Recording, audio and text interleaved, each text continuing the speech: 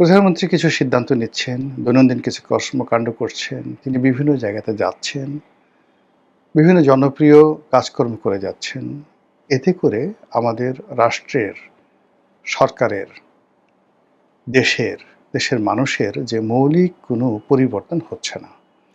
বরং অর্থনীতি, জ্বালানির সমস্যা, এরপর মানুষের কর্মসংস্থান, মানুষের স্বপ্ন দেখা কর্ম উদ্দীপনা, মানুষের মধ্যে যে হ্যাপি ভাব, সেই জিনিসগুলো ক্রমশ নিচের দিকে নামছে।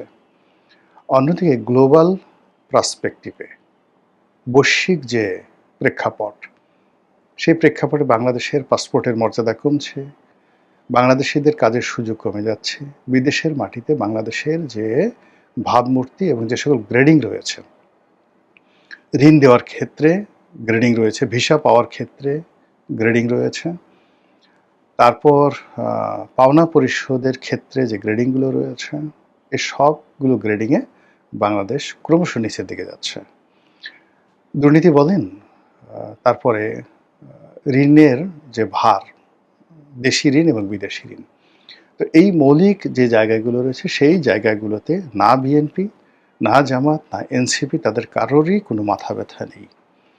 তারা কোথায় তালি পাওয়া যাবে আর কোথায় কাউকে উলঙ্গ করা যাবে, কোথায় কাউকে বেইজ্জতি করা যাবে, কার বেডরুমে, মানে মানুষের পেটের মধ্যে যে খাবার নেই, পরনে যে বস্ত্র নেই, সারা বাংলাদেশের সব জায়গাতে আমরা কোনো ঘরের খবর রাখতে পারছি না। দিনের আলোতে যে কত কিছু হচ্ছে সেগুলো খবর রাখতে পারছি না। কিন্তু কোন এমপি কোন হোটেলে গিয়ে তার কোন বান্ধবীর সাথে কি করছেন, এটা জানার জন্য, এই দৃশ্য দেখার জন্য এবং এই দৃশ্য ধরার জন্য রীতিমতো সরকারি প্রশাসন, সরকার যন্ত্র এবং রাজনৈতিক নেতা কর্মীরা হন্যে হয়ে, আপনি যদি বলেন এটাকে পাগলা কুকুরের মতো এরা ছুটছে। সাভার, গাজীপুর, এরপর নারায়ণগঞ্জ, এই হোটেলগুলোতে, কক্সবাজার, পাইকারি হারে পতিতাবৃত্তি বেড়ে গেছে। একটা বিভিন্ন হোটেলে তারা অপারেশন চালাচ্ছে, ডিবির লোক, একটা হোটেলের প্রত্যেকটা রুমে মাদক ভরা, নারী ভরা, পুরুষ ভরা। আচ্ছা, এগুলো ধরছে এবং বাস্তবে ধরার পর দেখা গেল যে অনেক নারী এই প্রথম হোটেলে আসছে এবং নারীদের সে যে কান্না, সেই কান্নায় মানে যাকে বলা হয় আকাশ বাতাস প্রকম্পিত। কেউ একবার ভাবছে না যে এই মেয়েটা এ প্রথম কেন আসলো, কেন একটা হোটেলের সবগুলো রুমের মধ্যে এই ধরনের কর্মকাণ্ড, পতিতাবৃত্তি হঠাৎ করে বেড়ে গেল, কেন স্পা হাউসগুলোতে এই পতিতাবৃত্তি হচ্ছে ঢাকা শহরে, যেটা আগে কখনো হয়নি।